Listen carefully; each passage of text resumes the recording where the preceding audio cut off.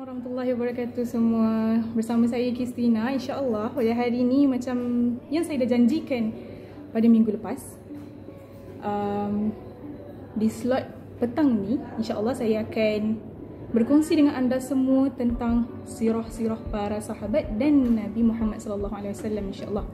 Okay, jadi macam biasa kita di Arayan Hijrah Global. Okay, untuk anda yang baru masuk, Assalamualaikum. Sementara tu kita tunggu yang lain masuk, jadi kita boleh, orang kata macam tak ada yang tertinggal. InsyaAllah semua akan ikut hari ni punya kisah. Okay, saya akan bawakan sirah para sahabat sebentar lagi. Seperti yang saya janjikan minggu lepas, saya ada sebut seorang sahabat yang selalu buat Rasulullah tertawa. Okay, jadi kita tunggu semua masuk. Jadi takkan ada yang terlepas. Kita boleh kongsikan semua. Kita boleh kenal para sahabat yang tak pernah pun kita dengar nama dia sebelum ni. Okay, jadi saya harap semua dalam live ni stay untuk kita dengar kisah sahabat Nabi Muhammad SAW pada petang ini, insyaAllah. Okay, perkongsian saya hari ini adalah berkenaan sirah. Okay? Jadi untuk saya insyaAllah akan ceritakan tentang apa yang saya dah pelajari, insyaAllah. Okay? So tak sedetail mana, cuma berkongsi untuk anda tahu, anda kenal siapa para sahabat yang selalu buat baginda rasa senang hati bila melihat dia. Okay? Okay, boleh kita mula dengan suara saya tak? Kalau boleh dengar suara saya, cakap dengar. Okay, untuk yang belum kenal saya lagi, nama saya Kristina. Jangan tertukar dengan yang lagi seorang namanya Hana. Kadang-kadang saya pakai spek, kadang-kadang dia pun pakai spek. Jadi jangan tertukar. Nama saya Kristina. Okay, okay, boleh saya mulakan? Dengar suara saya tak? Jelas tak suara saya? Kalau jelas, boleh cakap jelas. Okay, okay, kita tunggu. Tunggu ramai lagi masuk. InsyaAllah saya akan mulakan dalam masa 2 minit lagi, insyaAllah. Alhamdulillah dengar. Okay, jadi saya nak semua fokus tau. Okay, sebelum tu kita baca doa dulu. Sebab kita even dengar sirah, dengar pasal sirah pun kita kena baca doa juga, supaya kita punya ingatan ni kuat tentang apa ilmu yang kita dengar, ilmu yang kita belajar hari ni. Okay, so kita baca doa dulu. Bismillahirrahmanirrahim. Allahumma ftah alaina hikmataka wa anshur alaina min khaza'in rahmatika ya arhamar rahimin. Amin. Okay, jom saya mulakan, InsyaAllah. Okay, saya dah sebut minggu lepas tentang sahabat yang sentiasa buat Rasulullah tertawa. Nampak muka dia, Rasulullah akan rasa senang hati. Tak rasa gusar semua dah hilang nampak dia. Okay, jadi kenapa saya pilih kisah ni? Sebab untuk saya rasa macam ramai orang tak tahu. Ramai orang rasa macam ada ke pada zaman Rasulullah situasi yang macam ni? Sebab yang kita selalu dengar semua cerita-cerita yang serius. Contoh pasal perang, pasal apa lagi? Semua pasal peribadi sahabat dan baginda yang sangat orang kata ditakuti, digeruni dan dihormati semua. Okay, jadi okay, jadi saya pilih kisah ni sebab saya rasa macam pertama kali saya dengar, saya rasa sangat suka. Banyak kali setiap kali saya dengar, saya akan ulang cerita tu sampai saya rasa macam ya Allah, saya teringin nak berada dalam zaman Rasulullah.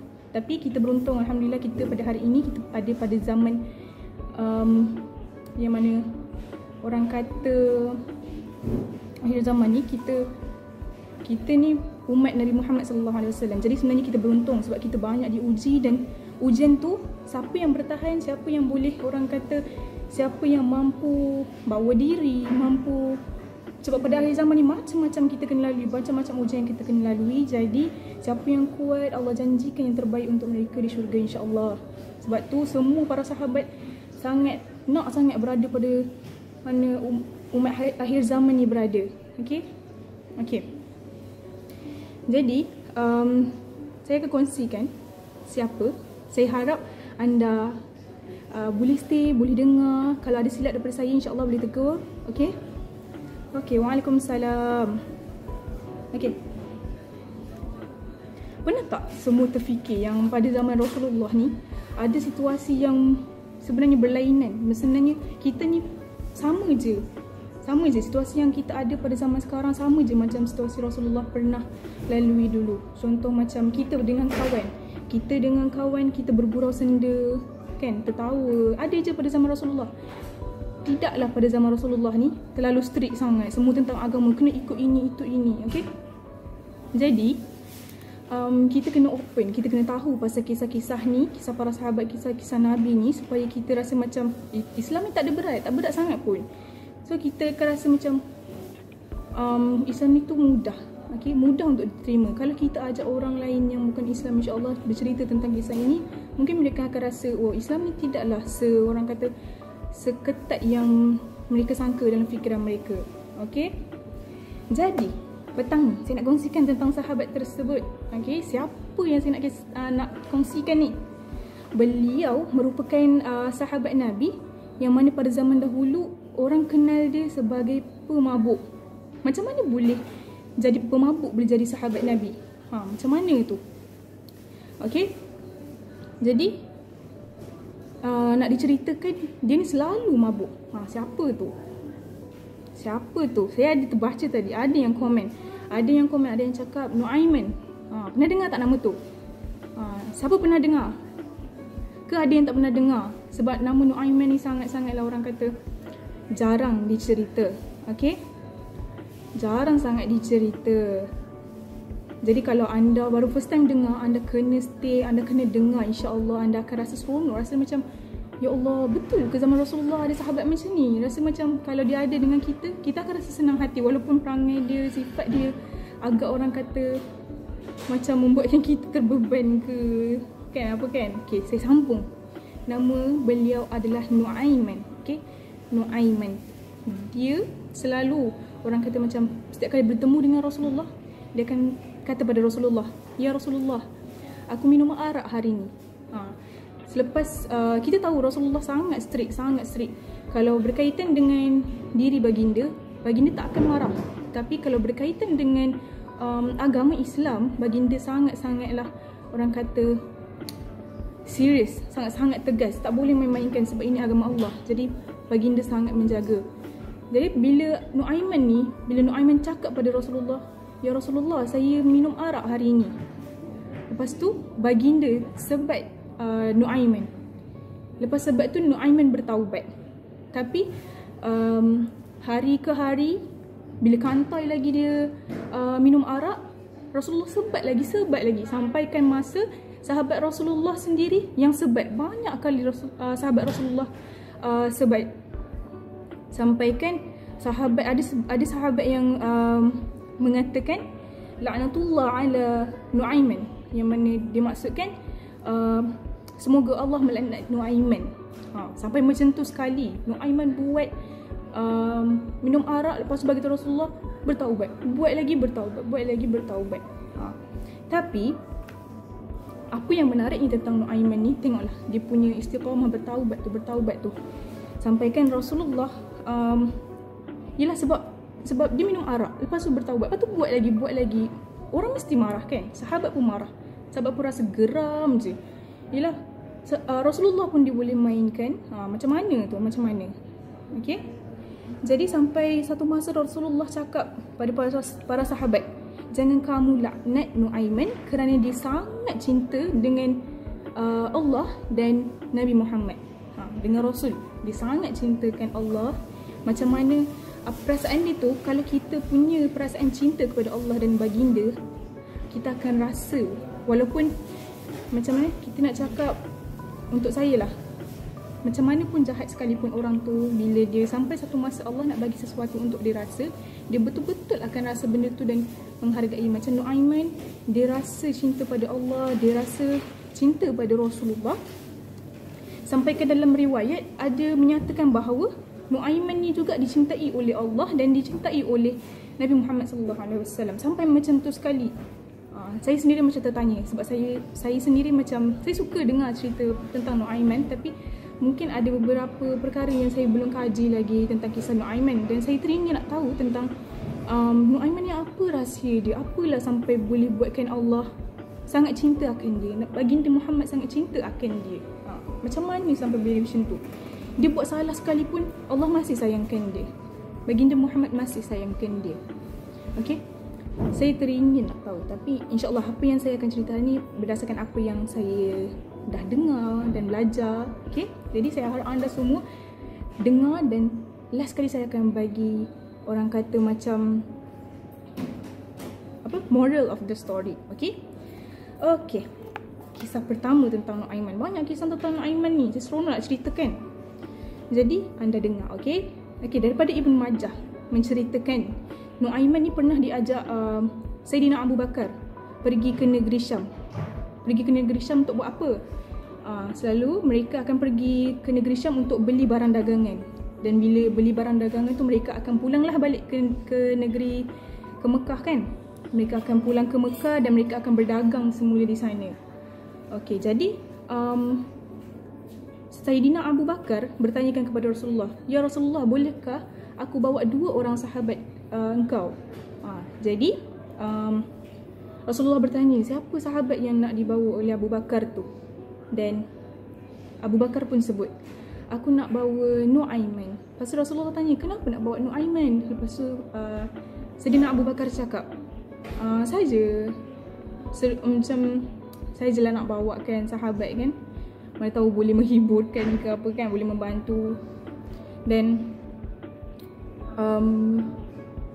seorang lagi sahabat yang dibawa ikut bersama adalah Suwaibid bin Harmalah. Okey. Kalau anda dengar selanjutnya cerita nanti, anda akan nampak bahawa 2 sahabat Rasulullah ni sangat berlainan karakter, sifat mereka. Kalau Suwaibid ni, dia seorang yang amanah, sangat amanah. Bila orang kata A, dia buat A. Orang kata B, dia buat B. Tapi bertentangan pula sifatnya Nuaiman. Macam mana Nuaiman ni? Nuaiman ni, dia punya sifat macam Habib Ali Al-Kaf katakan. Dia kata Nuaiman ni, bila orang kata belok kanan, dia belok kiri. Dia macam bertentangan lah. Kita cakap A, dia buat B. Kita larang pun dia buat. Macam tu nak dikatakan. Okay. Jadi pernah satu hari nak dikatakan tentang sifat Nuaiman ni, nak dikatakan tengok banyak nak dikatakan tu. Sebab Nuaiman ni sangat-sangat orang kata istimewa lah untuk Rasulullah kan. Ada satu masa tu, kita selit cerita lain dulu Okey. Ada satu masa tu Nuaiman memberi makan kepada Rasulullah dan sahabat yang lain. Makan dah selesai. Selepas tu Nuaiman bertemu dengan Rasulullah, cakap pada Rasulullah, "Ya Rasulullah, ini penjualnya. Kamu tolonglah bayarkan." Bayangkan dia yang beri makanan kepada Rasulullah dan para sahabat, macam dia yang nak belanja. Dia punya confident tu. Lepas tu end up dia minta Rasulullah yang bayarkan. Pening kepala Rasulullah. Bayangkan macam manalah sahabat macam tu kan. Kalau saya sendiri pun, ya Allah, kenapa macam ni? Kan? Lepas tu akhirnya Rasulullah katakan kepada sahabat yang lain, jomlah kita macam kumpulkan duit sama-sama, so kita bayar sekali lah, macam tu lah. Kalau macam tu sekali lah sifat Nuaiman ni. Dia nak bagi hadiah kat Rasulullah, macam hadiah lah makanan tu, pemberian tu. Tapi dia buat Rasulullah yang bayar makanan tu. Sampai macam tu Nuaiman. Tapi dia bukanlah orang kata untuk sahabat Nabi ni dikira macam itu benda yang lucu lah. Okay. Biasalah sahabat Rasulullah tak akan marah untuk benda-benda yang macam ni kan, melainkan tentang agama. Jadi Rasulullah pun bertolak langsung lah.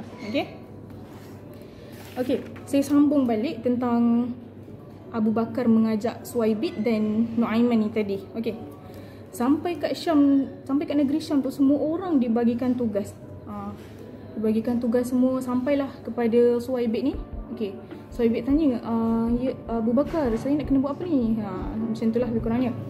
Saya nak kena buat apa? Lepas tu Abu Bakar kata, disebabkan kamu seorang yang amanah, jadi aku berikan makanan ni, makanan macam makanan rombongan lah orang katakan, untuk kamu jaga. Okay, so sampai satu masa saya datang balik dengan rombongan yang melakukan kerja tadi ni untuk makan tengah hari kemudian baru kita makan sama-sama. Jadi Suhaibid pun dengar lah, sebab dia seorang yang sangat turut kata-kata, memang sangat amanah orangnya. Okay, seterusnya lepas tu Nuaiman pula datang. Nuaiman tanya, Abu Bakar, apa pula yang saya nak kena buat kan? Kalau tanya Nuaiman ni, faham-faham je lah, sebab karakter Nuaiman tu macam mana, cakap macam tu sekejap lagi dia buat yang lain pula. So Abu Bakar kata, buatlah apa yang kamu suka, asalkan kamu ikut saya, ikut bersama rombongan tu lah. Okay, lepas tu Abu Bakar pergilah, sibuklah dengan kerjanya kan, nak mencari barang dagangan semua dengan yang lain. Sampai masa tengah hari Nuaiman berasa lapar. Dia rasa lapar sangat, rasa macam nak makan lah kan. Lepas tu dia pergi jumpa Abu Bakar, minta duit. Lepas tu Abu Bakar tak kasih. Jadi dia cari cara lain, apa yang dia nak buat. Sekali dia teringat, siapa tadi? Suhaibid bin Harmalah. Sekarang pukul berapa? Tengah azan je. Okey, tengah azan. Okey, kita tunggu sekejap. Okey, harap sabar menunggu. Okey, Waalaikumsalam. Nur Afni Alisha. Waalaikumsalam, terima kasih yang masuk. Harap anda semua boleh stay. Okey, kita akan sambung selepas azan, InsyaAllah.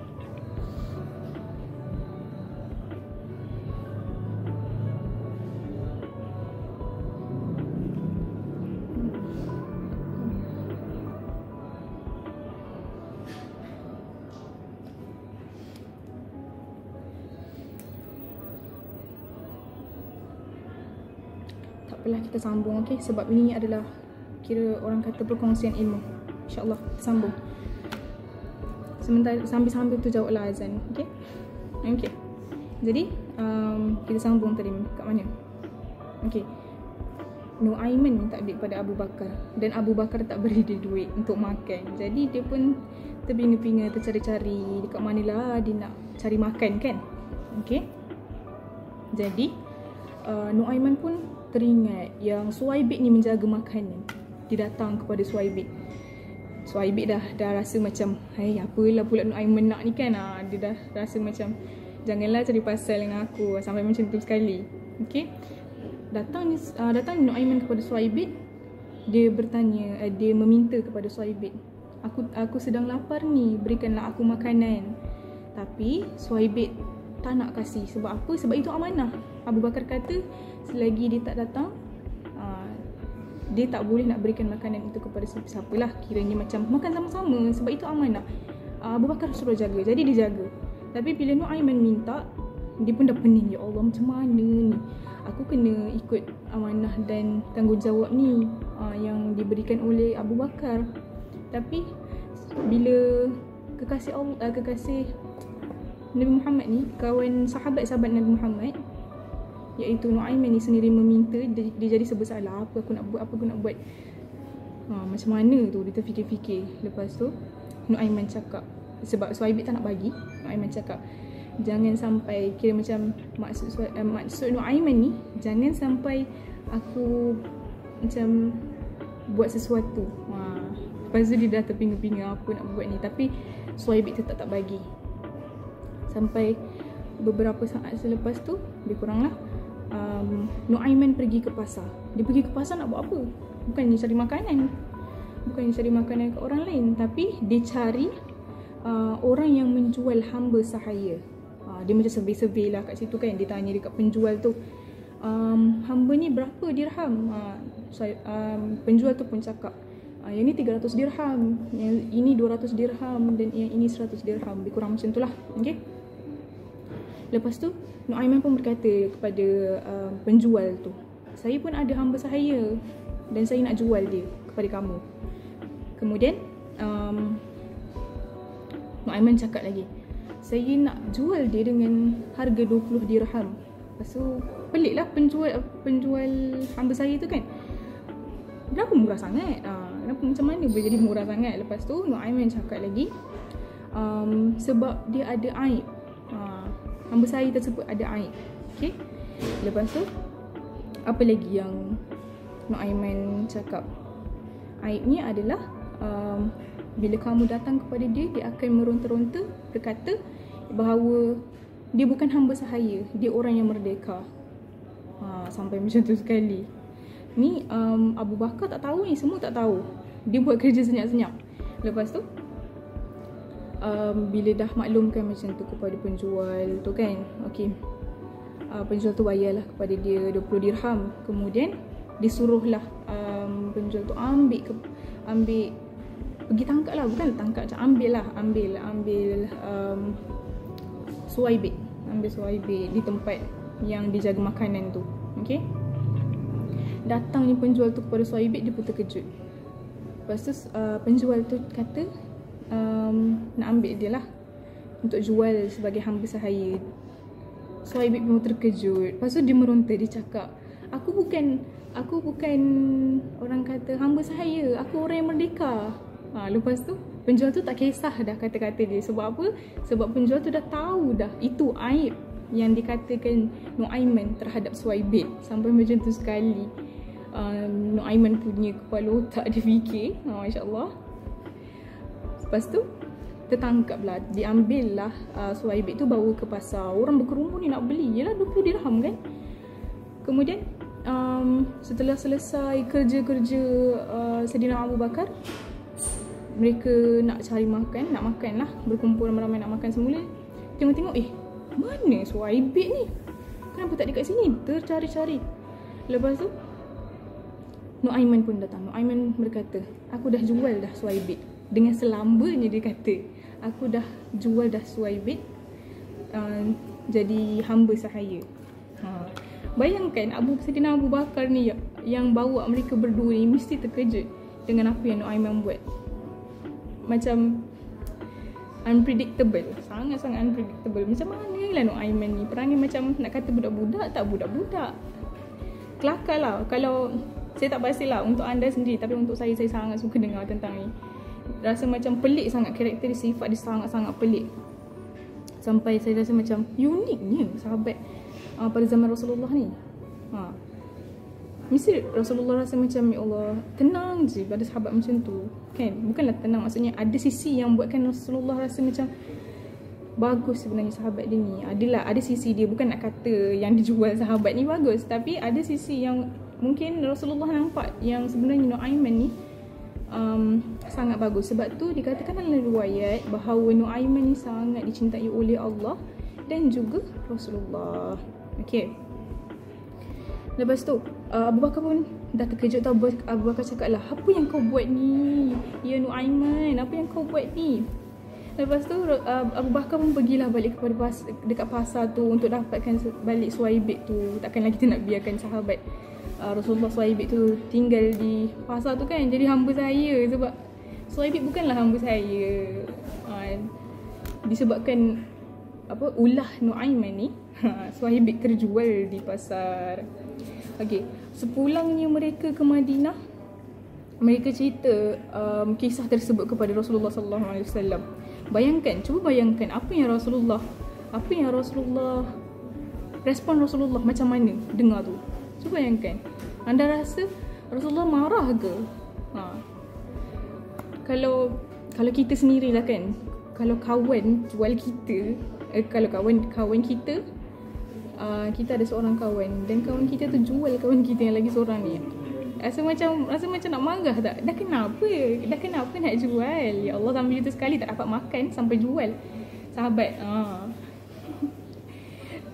Okey.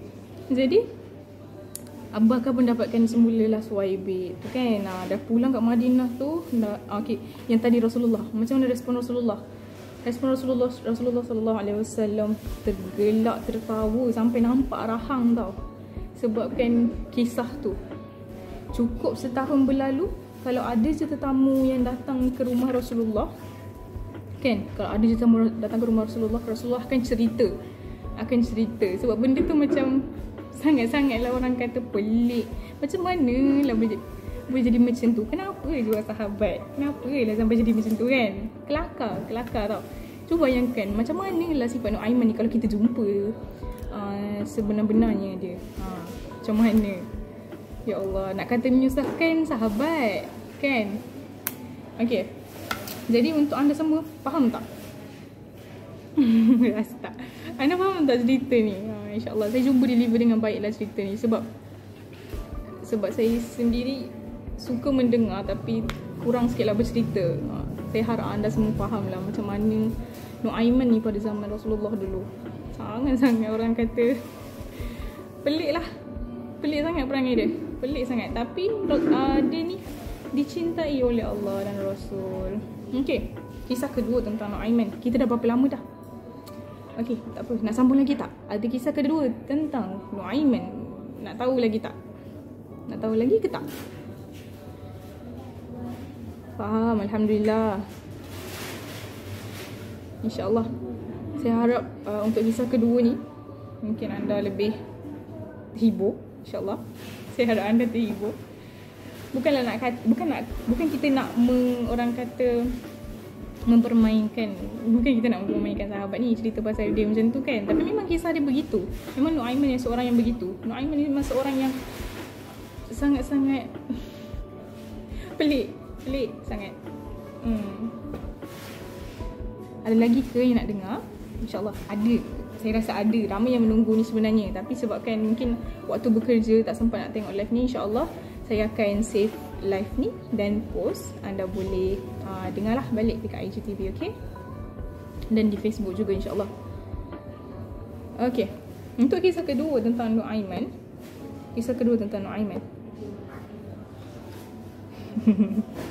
Okay, pernah satu masa dulu ada delegasi daripada luar datang ke rumah Rasulullah. Datang ke rumah Rasulullah untuk apa? Untuk dia kenal Islam lah. Mereka datang untuk direct kenal Islam melalui Rasulullah. Jadi datanglah mereka dengan unta. Pada masa tu unta ni kira macam kenderaan paling mahal lah. Kalau boleh kata zaman sekarang ni, apa kereta paling mahal Saya tak beritahu sangat kereta paling mahal. Mustang tu Alphard lalu. Alphard pun mungkin. Alphard bukan, Velfire. Velfire mungkin mahal lah kan, artis selalu pakai. Macam tu lah unta pada zaman dulu. Unta pada zaman dulu sangat-sangat orang kata kira macam siapa yang ada unta ni jadikan kenderaan, memang sangat-sangat kaya lah dia ni, sampai macam tu. Okay, jadi datangnya mereka ni untuk kenal Islam. Datanglah ke rumah Rasulullah. Diorang parking diorang punya kenderaan unta tu depan rumah Rasulullah. Dan diorang parking tu adalah sahabat yang menjaga kan. Ada sahabat yang menjaga. Cuba teka lambat. Okay, saya terus cakap. Okay, sahabat yang menjaga pada depan rumah Rasulullah masa tu adalah Waalaikumsalam. Sahabat yang menjaga pada waktu tu adalah Sayyidina Hamzah. Lagi siapa lagi? Sayyidina Ali, Sayyidina Umar dan Sayyidina Sa'ad bin Abi Waqqas. Okay, mereka berjagalah depan rumah Rasulullah ni sambil borak-borak kan, sementara tunggu delegasi ni habis bertaaruf dengan Islam kan. Okay, lepas tu saya dah lost lah. Tak ada dah. InsyaAllah sambung. Allahumma salli ala Sayyidina Muhammad. Okay, macam yang anda semua tahu, Sayyidina Hamzah ni seorang yang sangat-sangat orang kata berani. Lagi siapa lagi? Sayyidina Umar, orang yang sangat tegas. Dikenali sebagai orang yang sangat tegas, macam garang lah, macam tu kan. Okay, sebelum turunnya ayat yang mana maksud dia dan Allah menjagamu dari bahaya manusia, wallahu ya'simuka minan nas. Sebelum turunnya ayat ni, itulah macam yang saya cakap tadi, adanya sahabat-sahabat yang untuk menjaga baginda Nabi Muhammad SAW lah kan, daripada bahaya dan sebagainya. Sebelum itu ayat ni, sahabat-sahabat ni lah yang menjaga Rasulullah. Okay, jadi kemudian Datanglah pula Nuaiman kan, tiba-tiba pula datang. Macam mana lah dia ni, apa kan lagi dia nak buat kan. Kalau Nuaiman datang ni mesti ada problem ke kan. Benda-benda yang pelik-pelik lah dia akan buat. Memang sangat-sangat unpredictable lah Nuaiman ni. Okay, jadi Nuaiman ni dikira macam orang kata, kalau datangnya dia sedih macam mana Rasulullah, datangnya dia akan mengembalikan keceriaan, senyuman pada bibir Rasulullah lah, kira macam tu. Sangat, mungkin dia sangat menyenangi, bukan sangat menyenangi, apa saya cakap ni dia sangat disenangi, dia sangat disenangi oleh Rasulullah sallallahu alaihi wasallam. Macam tu. Okey. Jadi sebahagian sahabat ni apabila datang Nuaiman pada Rasulullah, mereka sangat sukalah. Sebab apa? Mereka boleh dapat tengok senyuman Rasulullah kan. Siapa tak nak tengok Rasulullah senyum, senang hati kan. Jadi Nuaiman ni bila dia ada, dia sangat menyenangkan hati Rasulullah, walaupun sifat dia sangat nakal macam budak-budak. Okey. Lepas tu Sayyidina Hamzah pun nampak Nuaiman ni. Jadi dia macam panggil lah Nuaiman tu kan. Dia cakap macam ni, Nuaiman, kau nampak tak unta-unta tu besar kan? Besar kan? Lepas tu Nuaiman cakap, nampak besar. Lepas tu Sayyidina Hamzah cakap lagi, ni kalau buat sate sedap ni. Sampai macam tu nak bergurau dengan Nuaiman. Memang silap lah kalau bergurau dengan Nuaiman. Lepas tu Nuaiman pun mengiyakan. Nuaiman kata, betul lah, ni kalau buat sate ni sedap ni. Lepas tu dah Sayyidina Hamzah saja ngusik macam tu kan. Dia pun lupa lah lepas dah cerita cakap macam tu dengan Nuaiman. Dia pun lupa. Tapi sebelum tu dia cakap macam ni dekat Nuaiman, berani tak kau nak pergi sembelih ke apa kan, untuk buat sate tu kan. Lepas tu Nuaiman kata, aku berani je, asalkan kau jangan bagi tahu Rasulullah. Bayangkan jangan bagi tahu Rasulullah. Sedangkan time tu Sayyidina Hamzah bergurau je. Tapi sebab Nuaiman ni unpredictable, dia sangat berani. Dia luar orang kata jangkauan kepala manusia ni, apa dia nak buat lepas tu kan. Dia memang buat betul-betul. Sampai beberapa saat lepas, sampai beberapa minit lepas tu, Sayyidina Hamzah pun lupalah apa yang dia cakap tadi tu kan. Kat Nuaiman sembang lah dengan Sayyidina Umar, Ali dan Sayyidina Sa'ad bin Abi Waqqas. Sambunglah bersembang-sembang.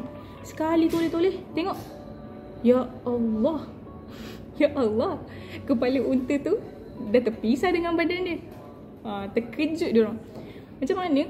Bayangkan nanti kalau tetamu tu keluar time tu, tetamu baginda keluar, dia cakap, ya Allah, unta-unta kami. Bukanlah ya Allah, dia cakap unta-unta kami. Macam dia menjerit lah, apa dia jadi kan. Kira macam tu. Terkejut dia. Lepas tu kalau Rasulullah nampak benda tu, mesti dia rasa macam mana ni, kita ada Sa'ad bin Abi Waqqas, kita ada Sayyidina Hamzah, kita ada Ali dan Umar. Macam mana orang-orang yang orang kata macam sahabat Rasulullah yang sangat digeruni ni, dan macam mana dia ada kekuatan yang boleh buat orang takut dengan mereka ni, tak boleh jaga unta yang sebesar tu, sampai terpenggal kepala dengan badan, terpisah. Nuaiman buat kerja cepat je. Bayangkan macam mana Rasulullah nak menjawab tu. End up Rasulullah pun cakap lah Rasulullah cakap kat siapa, saya tak ingat kat siapa, tapi antara 4 sahabat tu jugalah Rasulullah cakap, bagilah mereka, Umar tak silap, Umar kan, katakan kepada Umar untuk bagilah duit kepada ni lah, tetamu delegasi daripada luar yang datang tu, gantikan, berikan 2 kali ganda uang untuk gantikan tu lah unta. Lepas tu bagi harta yang lebih kepada mereka. Supaya apa? Kenapa Rasulullah buat macam tu? Sebab Rasulullah tak nak nanti, yelah orang datang nak kenal Islam, tiba-tiba keluar dah diuji macam tu. Dah terpenggal kepala unta dengan badan, dah terasing dah. Macam mana? Kita tak nak lah. So Rasulullah tak nak lah Islam ni diburukkan kan. Islam ni nanti dikata macam ni ke umat Islam melayan saudara baru ke apa kan. Jadi Rasulullah minta Umar berikan uang 2 kali ganda, duit 2 kali ganda untuk gantikanlah unta dan bagi harta lebih kepada mereka, supaya mereka tak berkata buruk tentang Islam. Sampai macam tu lah Rasulullah buat. disebabkan Nuaiman, Rasulullah terpaksa lah, bukanlah terpaksa, perlulah menjaga nama Islam ni dengan menggantikan dengan duit lah dan unta yang dah terpenggal kepalanya tu. Lepas tu Nuaiman cakap sebelum Rasulullah dan tetamu dia keluar, Nuaiman ada pesan kepada Sayyidina Hamzah, jangan bagi tahu kepada Rasulullah. Dia nak pergi jauh ni, dia cakap jangan bagi tahu Rasulullah ke mana aku pergi. Dia cakap macam tu. Lepas tu Nuaiman pun lari jauh dari Rasulullah. Dia cari tempat yang hampir orang kata nak keluar lah daripada mana tak silap. Dia keluar jauh lah ke suatu tempat mencari seorang sahabat Rasulullah juga yang mengikuti perang Badar. Waalaikumsalam. I am Ida. Waalaikumsalam. Okay, Nuaiman pun keluarlah nak bersembunyi. Dia dah buat salah. Apa lagi? Takkan nak tunggu situ, memang dia pula kena penggal kepala nanti kan. Jadi Nuaiman pun pergilah sejauh-jauhnya supaya Rasulullah tak cari dia. Kemudian Rasulullah memang tak tahulah apa yang jadi kan. Masa Nuaiman lari jauh keluar untuk bersembunyi tu. Lepas tu Nuaiman pun mencari seorang sahabat Rasulullah yang mengikuti perang Badar. Nama dia siapa? Sekejap ya. Saya tak ingat nama dia, sekejap. Okay, nama dia Al-Miqdad. Okay. Time Nuaiman datang tu, Miqdad tengah menggali sumur. Tahu kan sumur? Ini kita cerita tentang Nuaiman, sahabat Nabi yang selalu buat Nabi ketawa. Walaupun dia sahabat-sahabat yang lain kenal dia ni seorang pemabuk. Kita tengah cerita tentang Nuaiman. Okay, nanti kalau nak dengar cerita lain tentang Nuaiman boleh follow. Mungkin Ustaz Don ada pernah bercerita juga tentang Nuaiman.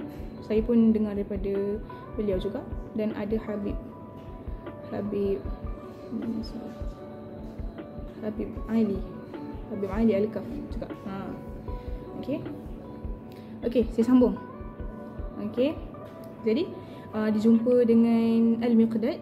Dan time tu Miqdad tengah gali sumur. Tahu tak sumur tu apa? Sumur tu tempat yang orang gali lubang untuk dapatkan air. Tempat untuk dapatkan air. So time tu Miqdad tengah menggali sekali datanglah Nuaiman ni. Lepas tu Miqdad pun pelik lah, kenapa Nuaiman datang sampai ke sini kan. Lepas tu berceritalah si Nuaiman ni kepada Miqdad. Dia cakap dia puji-puji lah Miqdad ni. Wahai Miqdad, engkau lah orang yang hebat sebab ni kan dapat lalui perang Badar tu, menang boleh bertahan macam tu kan. Lepas tu Nuaiman pun berceritalah. Dia cakap dia dikejar oleh orang jahat. Lepas tu dia minta tolong lah kepada Al-Miqdad ni. Dia minta tolong kepada Miqdad, boleh tak aku nak sorok bawah sumur ni. Lepas tu Miqdad cakap, mestilah boleh, engkau sahabat yang Rasulullah sayangi, pasti aku akan bantu. Dia cakap macam tu. Lepas tu Nuaiman pun sorok lah bawah sumur tu. Lepas tu Nuaiman keluarkan kepala dia. Dia cakap, janji dengan aku kau jangan bagi tahu sesiapa aku ada di sini termasuk Rasulullah. Lepas tu Miqdad ni fikirlah, takkanlah Rasulullah nak datang sampai sini cari dia kan. Jadi menyuruhlah si Nuaiman ni bawah sumur tu. Dalam beberapa, orang kata sebab tempat jauh, mungkin beberapa jam, datanglah pula Rasulullah dan sahabat-sahabat yang tengah menunggu depan rumah Rasulullah yang menjaga tadi tu. Dia datang ke tempat Al-Miqdad ni. Al-Miqdad ni pun terkejut, ya Allah, sejauh ini Rasulullah datang nak mencari si Nuaiman. Tapi time tu Miqdad tak tahu lagi Rasulullah datang untuk mencari Nuaiman. Sampailah Rasulullah kata nampak tak Nuaiman, macam itulah kiranya. Lepas tu Miqdad dah bersalah, aku dah berjanji dengan dia. Lepas tu Rasulullah pula datang bertanya, mana satunya aku nak cakap ni kan. Lepas tu Miqdad pun cakap, mata aku tak pernah melihat Nuaiman, tapi jari dia menunjuk ke bawah. Maksudnya dia nak kata yang si Nuaiman ni ada bawah sumur. Dia kata, mata aku tak melihat Nuaiman ke sini, tapi jari dia menunjukkan ke bawah sumur tu lah. Lalu dibuka lah sumur tu kan. Nuaiman pun keluar. Nuaiman pun keluar, kantai lah dia kan. Rasulullah dah tangkap. Lepas tu Rasulullah cakap, wahai Nuaiman, kau telah menyusahkan aku. Macam tu Rasulullah cakap kat dia. Lepas tu sekali Nuaiman cakap, bukan salah aku, tapi salah orang-orang yang mengikuti kau. Maksud dia nak cakap Sayyidina Hamzah lah, Sayyidina Hamzah dan sahabat yang lain yang mengikut tu. Dia nak kata, sebab ialah tadi Sayyidina Hamzah bergurau, jadi dia nak kata itu salah Sayyidina Hamzah, menyebabkan dia penggal kepala unta-unta orang-orang delegasi daripada luar tu datang tu kan. Dia menyalahkan pula. Sementara Rasulullah tengah toleh siapa yang dimaksudkan tu, Nuaiman pun berlari. Sekali lagi Rasulullah toleh, hilang dah Nuaiman. Macam tu lah dia, macam perangai budak-budak kan. Kalau anda sendiri yang lalui situasi macam ni, apa anda rasa? Mesti geram kan? Sangat-sangat geram. Saya dengar pun cerita ni pertama kali sangat-sangat geram. Tapi kelakar. Perangai sangat macam keanak-anakan kan? Okay? Jadi dua kisah tentang Nuaiman hari ni yang saya kongsikan. Saya harap anda semua, itulah saja kisah dia kan. Kisah kedua ni itu sampai situ saja. Jadi hari ni saya kongsikan dua kisah tentang Nuaiman. Saya harap anda faham, anda terhiburlah dengan kisah sahabat ni kan. Sebab kita duk rasa macam sahabat ni semua macam ustaz-ustaz. Memanglah diorang berilmu, banyak ilmu tentang agama, tapi diorang tak adalah 24 jam je strict, tak adalah 24 jam je muka berkerut tegas macam tu kan. Diorang ada juga bergurau-gurau senda dan sebagainya dengan Rasulullah kan. Tapi Nuaiman ni dia punya gurau dia luar biasa. Jadi saya nak kongsilah kepada anda, jadi anda tahu sahabat Rasulullah ni punyai sahabat yang sangat-sangat orang kata pelik, kelakar kan. Kita pun masih ada kan kawan-kawan yang pelik macam tu kan. Kadang kita pun tak boleh tahan dan kita pun geram. Tapi Rasulullah dia sampai kalau nampak Nuaiman ni mesti dia tersenyum. Walaupun Nuaiman ni banyak kali buat ulah yang orang kata macam menyusahkan orang lain dan sebagainya. Banyak lagi tau cerita Nuaiman ni. InsyaAllah esok saya akan sharekan lagi satu cerita kalau anda nak. Kalau nak, komen nak, okay? Okay. Jadi untuk kesimpulan daripada dua kisah ni, saya boleh katakan yang Nuaiman ni kalau untuk kita lah, pada orang biasa ni, orang biasa. Okay? Kalau orang biasa kita nampak contohlah seorang, contohlah nama saya lah kan. Tapi tak nak lah. Okay.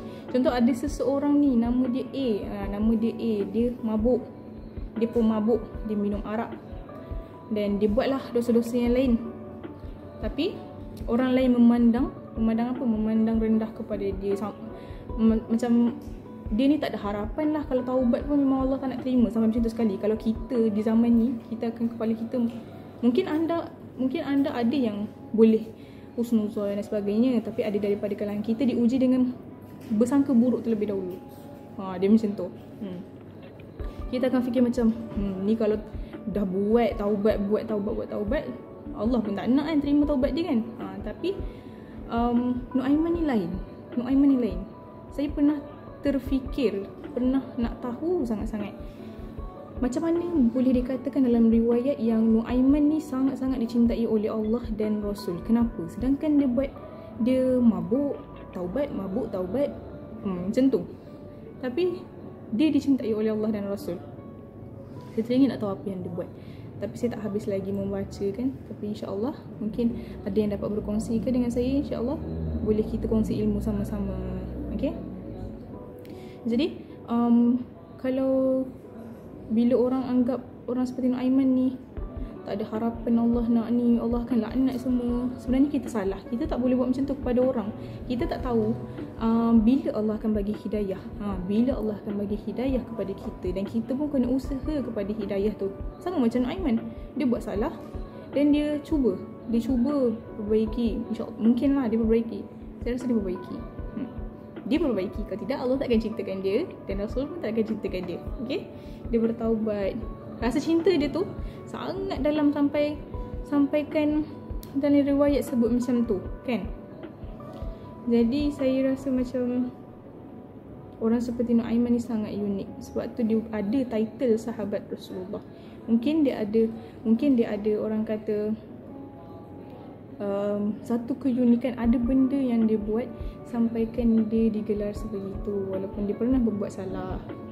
Okey, lagi satu, Nuaiman ni kita boleh kaitkan dengan contohlah seorang ibu punya dua orang anak, seorang yang tak pandai, seorang yang pandai. Cuba anda bayangkan kalau seorang yang pandai ni, kalau dia buat salah sekalipun, ibu tu mesti akan cakap, oh tak apa, nanti jangan buat macam ni lagi. Tapi kalau anak yang lagi seorang ni yang nakal ni, mesti ibu akan marah kan. Macam tu lah, samalah macam Nuaiman. Dia ni dia buat kenakalan dia tu, tapi dia ada something yang buat diri dia ni sangat apa orang kata, dipandang oleh Allah. Dipandang oleh Allah dan Rasulullah. Jadi kita pun kena berusaha jadi yang macam tu. Kalau boleh tak payahlah jadi senakal Nuaiman kan. Kita cuba perbaiki diri, kita sama-sama perbaiki diri. Okey. Jadi kisah yang saya ceritakan hari ni bukanlah kisah kosong, kisah nak bergelak-gelak saja. Tapi kita kena ambil satu perkara daripada Nuaiman yang mana kita kena fikir, dia ni pemabuk, tapi macam mana dia boleh disayangi Allah? Kita kena cari benda tu. Saya sendiri tengah mencari. InsyaAllah bila kita belajar lagi, mendalami ilmu agama dan sirah-sirah Nabi dan sahabat, kita akan dapat jawapan tu. Kita doa sama-sama supaya kita dapat, orang kata, kefahaman dalam ilmu-ilmu yang berkenaan dengan Islam. Okey, alhamdulillah, itu sahaja kisah untuk Nuaiman pada petang ni. Maaf jika ada kesilapan dan terkurang daripada kisah ini, tapi saya harap anda semua faham dan anda semua dapat menteladani lah apa yang baik daripada Nuaiman. Okey, jadi untuk seterusnya esok insya-Allah, saya akan kongsikan kisah Nuaiman lagi. Satu je kisah Nuaiman lagi yang tinggal saya nak cerita. Okey, insya-Allah. Dan seterusnya anda akan dengar tentang kisah sahabat yang lain lah. Saya akan bercerita esok. Itu rahsia. Okey. Jadi saya harap anda semua tunggu pada jam 4.30 macam biasa petang. Saya minta maaf jika ada tersilap dalam kata-kata. Saya minta maaf jika ada terkasar juga. Okey, InsyaAllah kita akan akhiri kita punya live pada petang ni dan perkongsian saya pada petang ni. Okey, semoga apa yang kita dapat petang ni dapat berikan kita peringatan lah yang baik untuk kita kelak. Bukan kelak, sekarang pun perlu. Okey, jadi sebelum saya akhiri kita punya live pada petang ni, kita baca doa dulu. Okey, Bismillahirrahmanirrahim. Subhanakallahumma wa bihamdika asyhadu an la ilaha illa anta astaghfiruka wa atubu ilaih. Assalamualaikum, terima kasih semua.